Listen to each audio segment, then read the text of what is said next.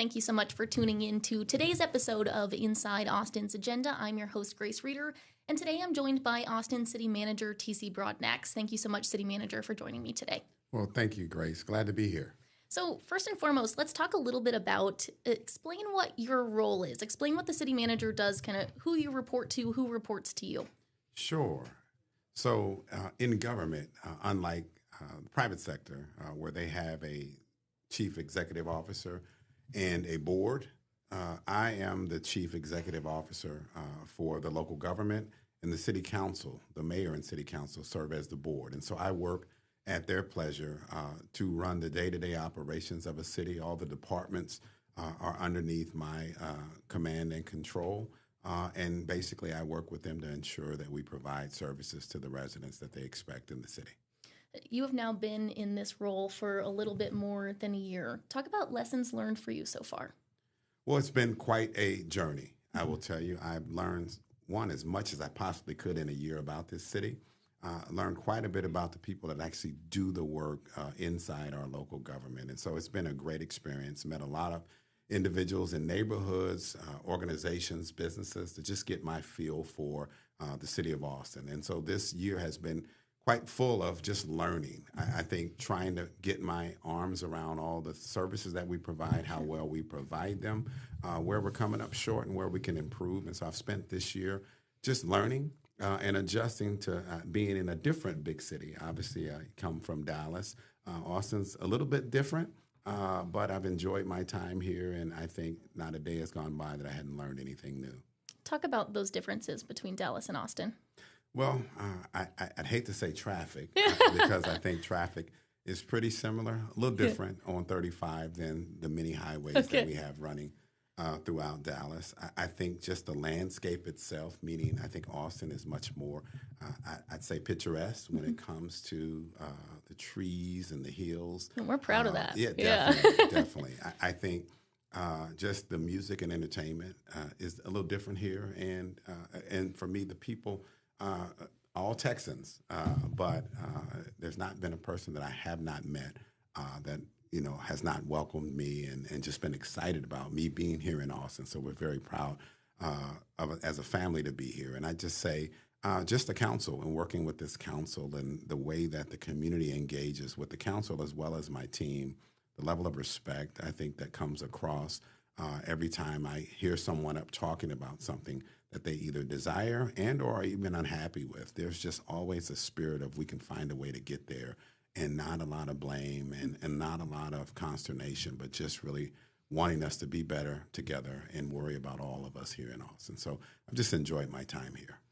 You did a luncheon about a month ago talking about your first year, and you talked about Austin's proximity to the Capitol and the pressure that puts on you all when you're making these policy changes. Talk a little bit about what you meant by that. I think you actually used the phrase "close to the fire." Yes, I think being 3 hours away in Dallas, whether it's the policies and or the approaches we take, those things take and have ripple effects until they may be known by people outside of the Metroplex. Obviously here in Austin, being the state capital, with so many eyes on what the city does, particularly as you have legislators that either live here and or are coming here for during their session timelines.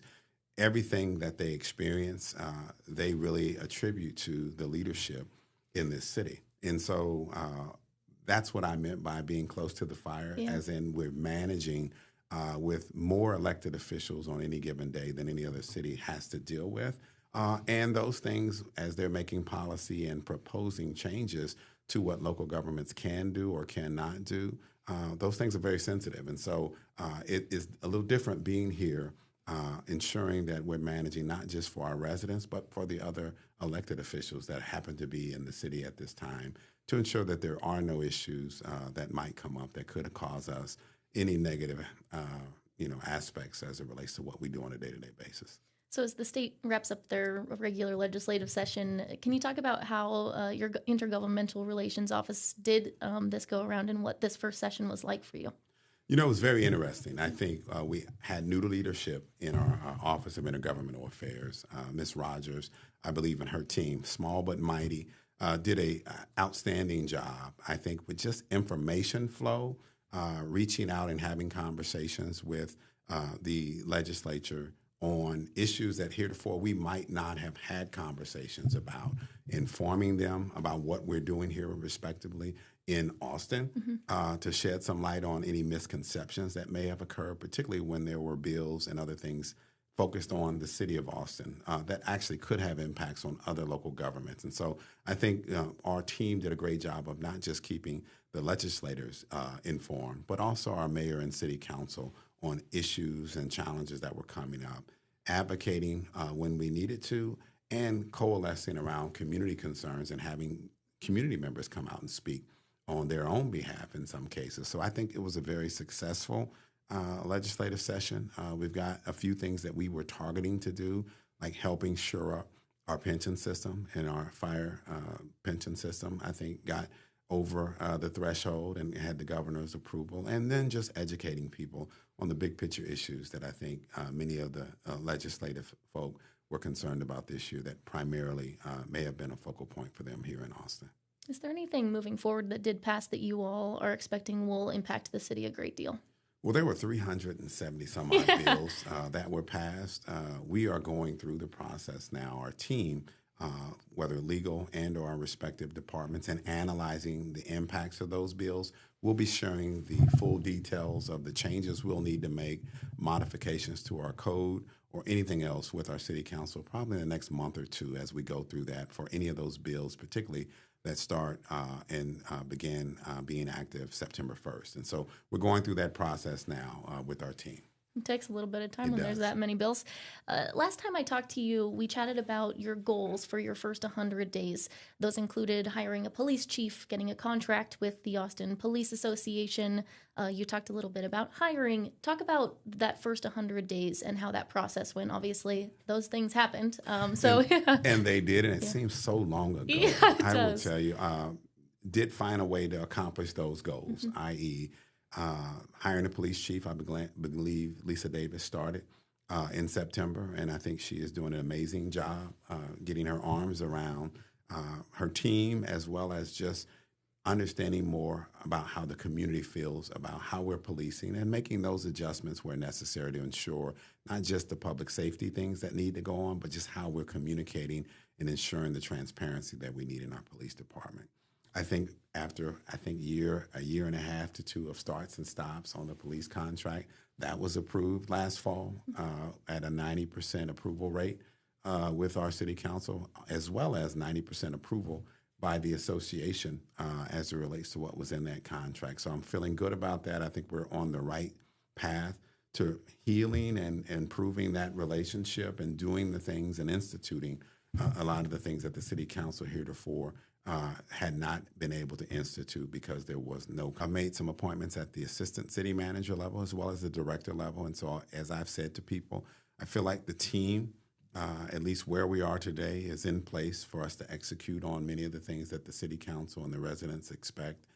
And beyond that, I think something that wasn't on my list, I think given where this city sits when it comes to people's belief in us being the music and entertainment capital of the world, created a new department, the Departments of Arts, Culture, Music, and Entertainment, that really pulled together the fragmented nature and how we've approached that into one department that ultimately will find a way to work better with our entertainment and cultural leadership in this city to find ways to make sure that we're doing the right things to really amplify, I think, many of the things that we're prideful of in those areas.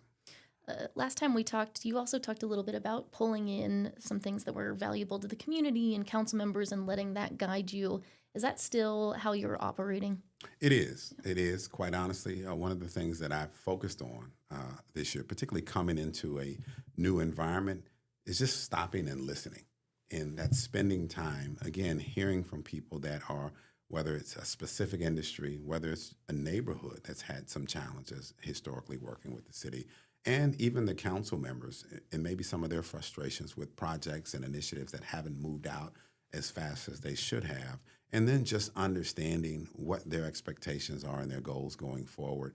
I've done that significantly throughout this year. I did that proactively as it relates to the budget, going out and having some town halls that I attended and hosted to really hear from residents about the things that they felt were important to them in the budget to really help guide me as we go through what I believe is going to be a little bit of a different budgeting cycle than in the past. And so I'd say that has been very helpful to me, and I have been listening. And as I say, hopefully some of the things that I've heard end up showing up in whether how we deliver services and or in the case of the budget, some of those things being raised and elevated to be included in the budget and or talked about when it comes to the things we need to make sure we're planning for if in fact we can't get to them this year. We're going to talk about the budget in just a moment, but first Sure. I'd love to know what your goals are now moving forward. Truthfully, I'm focused on execution and trying to, with my normal strategy, figure out where those gaps are, where we don't have a clear roadmap for progress and or success. Then working with the council, the community, and my team to come up with plans, strategic plans in many respects, to then go out and execute on once I've gotten the feedback from the public. And I'll give you an example. We recently completed a animal services strategic plan to really understand better how we should be approaching taking care of the animals in our community, as well as the public safety side of that, and laid out a 5-year roadmap for the things that we needed to address and do. And it gives my team clear line of sight on the things that were important, but also it shares when and how we're going to go about executing those things and who we're going to work with. That is fundamentally how I've approached making sure that we are doing the things that the community wants. You can expect to see something similar in the area of housing, as well as economic development, and a reframing and a rebranding of how we're approaching our development services process as it relates to executing to get people's construction projects off the ground and moving in a more timely manner. So I'll be doing those continued deep dives internally to make sure that, again, we're situated and people know clearly what we'll be working on from day to day. So let's talk about the budget process. Sure. When you all come out with the proposed budget this summer, what can people expect to see? One, you'll see a proposed balanced budget, one that is balanced not just simply the first year, but as we started last year, the second year will be balanced as well. Now, what you will see in that budget, we are still working through how to close a $40 million budget gap, primarily driven by reduced sales tax and a small shift in how our land valuations came back to us, in addition to other impacts such as lost grants and increased costs associated with contracts that we already have in existence. So we're trying to manage through a $40 million budget deficit. And I'm deliberately focused on ensuring that there is not a wholesale negative impact on any specific service and or things that would be highly objectionable within reason for us to implement, particularly as it relates to us cutting costs. But quite honestly, I think as people may not believe,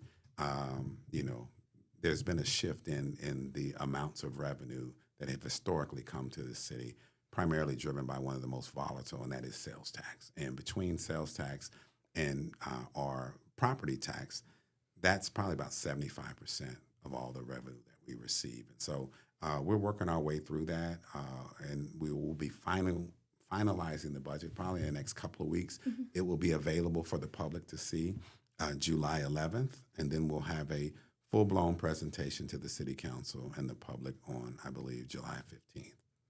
So talk about that process moving forward, right? We always see City Council weighs in and adds and subtracts things. There will be town halls with the community. Can you walk through, for people who have not been involved in that process previously, what it's going to look like? Sure. And so a little different from the past, we'll actually be releasing it 4 days before we actually share it. So we'll give the media as well as the public time to go through that budget and kind of get their arms around it just a little bit. Sure. Then we'll provide some finer details the following Tuesday. Then subsequent to that, I think council's already, and if you haven't gone to any of their social media sites or their websites, they have already laid out when their actual district budget town halls will be, and we'll publish that very shortly if it's not already out there. You'll have those over the 3 or 4 week period. During that intermeeting time from June 15th or July 15th through August 13th, traditionally every Tuesday is dedicated as a budget work session. So council members as well as our staff will be providing more insight and more detailed information on any of the things that are in the budget as the council may desire more focus on it and or the things we need to lay out around just making sure the public knows what's in the budget. That will happen over about a 3.5 to 4 week period. It is hopeful that council will look to adopt the budget on August 13th, I believe. But we have the 13th of August, the 14th, and the 15th on our schedule just in case they want to talk about it. But Mayor Watson runs a tight ship, so. And we are hopeful that they will like what they see in the budget and they will adopt it on the 13th. Can you walk through, I think sometimes people see, and this is something we're actually working to do better at too, is they see that budget $5.5 billion, but they don't understand the difference between the general fund and what that overall budget is and how much of their money goes to public safety. Walk through some of the nuances of the budget that people need to be paying attention to when that gets released. Sure, great, thank you. That's a great point. And so our overall budget is about close to $6 billion. Of that, that's inclusive of all the departments. Where we tend to focus and where people really dial in is the part of our budget that has the property taxes in it. Now, understanding that $5.6 billion includes Austin Energy, the water department, the airport, and other big enterprise funds, which have their own revenue sources. But the general fund, which is about $1.4 to $1.5 billion, is comprised of where all the normal traditional departments are: police, fire, EMS, libraries, parks, and others that people traditionally associate with a city, like other cities. And so that money that is, and the expenses associated with it are supported by taxes. And we talk about that quite a bit because, people get confused, as you said. But one of the points back to people understanding where their resources go and what's important to them. And public safety is a big one between police, fire, and EMS. And so to make a finer point on where our revenue goes, I try to, and I think I've shared this before, that if you look at the expenses associated with police, fire, EMS, and forensics, which is our public safety piece, it consumes the cost of those 4 entities alone, take up and expend 100% of all of our property taxes, period, and about 75% of all the sales tax money that we get, clearly. And so the other 25% of the sales tax and then the other 25% of all the other miscellaneous fees support everything else we do from, libraries, parks, and all those other types of things. And so when people ask, well, are you sure you're spending our dollars the way we need to as I'm sending them to you?